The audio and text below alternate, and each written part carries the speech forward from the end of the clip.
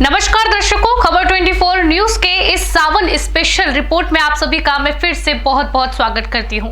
मैं आपके साथ लक्ष्मी पांचाल, जो लगातार खबर 24 पर आपको सावन स्पेशल में भगवान शिव के नए नए चमत्कारों के बारे में और चमत्कारों के पीछे की गाथाओं के बारे में बता रहे हैं।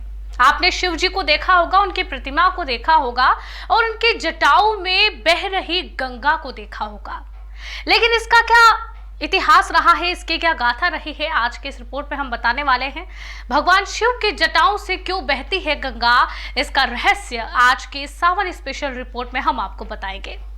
जब हम भगवान के शिव की मूर्ति या तस्वीर को देखते हैं तो उसमें भगवान शिव के शीश पर चंद्रमा और जटाओं में मां गंगा विराजमान होती नजर आती है।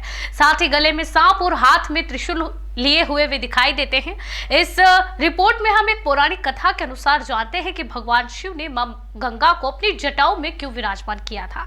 भगवान शिव ने जिसको भी अपने ऊपर धारण किया है, उन सभी का अपना अपना अलग महत्व है।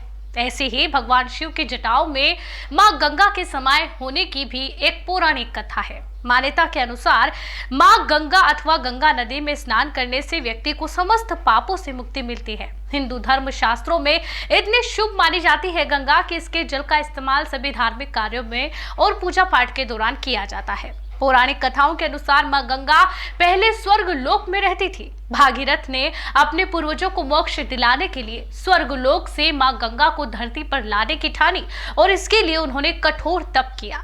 भागीरथ की तपस्या से खुश होकर मां गंगा धरती पर आने के लिए तैयार तो हो गई, लेकिन समस्या यह थी कि मां गंगा सीधे धरती पर नहीं आ सकती थी, क्योंकि धरती उनके तेज वेग को सहन नहीं कर पाती।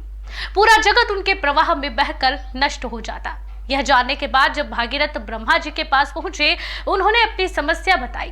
ब्रह्मा जी ने उन्हें समस्या का समाधान बताते हुए कहा कि उन्हें भोलेनाथ को प्रसन्न करना होगा, तभी उनकी परेशानी सुलझ सकती है। पौराणिक कथा में जिक्र किया गया है कि भागीरथ ने कठोर तपस्या कर भगवान शिव को प्रसन्न किया, जिसके बाद भगवान शिव ने भागीरथ से वरदान मांगने को कहा, तो भगवान ने उन्हें अपनी पूरी व्यथा सुनाई। भागीरथ की बात सुनकर धरती को बचाने के लिए अपनी जटाओं को खोल दिया और इस तरह मां गंगा देवलोक से उतरकर भगवान शिव की जटा में समा गई और भगवान शिव ने उन्हें जटाओं में धारण कर लिया।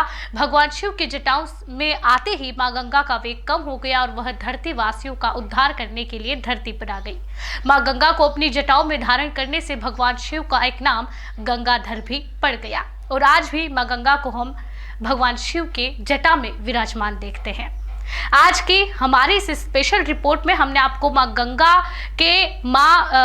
के जो है भोलेनाथ के जटाओं में विराजमान होने का रहस्य बताया। ऐसे ही सावन स्पेशल में लगातार ऐसी ही रोचक कथाओं को जानने के लिए खबर 24 न्यूज पर बने रहिए।